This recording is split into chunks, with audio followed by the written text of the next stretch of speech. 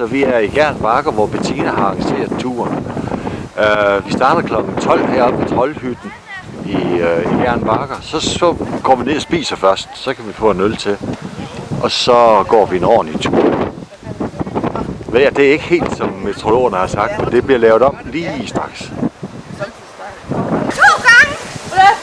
Eller bliver I vant til at gå den her tur ned? Altså helt ned på stien. Nej, ikke de der dumme billeder, så var de også sidste år.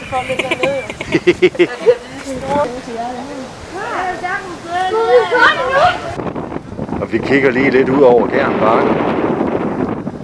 Det er lige sådan et par dage før bladene de kommer på træerne. Det går bare hylestejlt ned her. Tænk sig nogen, der gør det på sådan en stålvej, og så fra 1,5 meters højde eller noget. Og så skal vi have en dobbelt snubler. Der er en snubler der. Ja, det er godt. Jo, det er ligesom på en godt.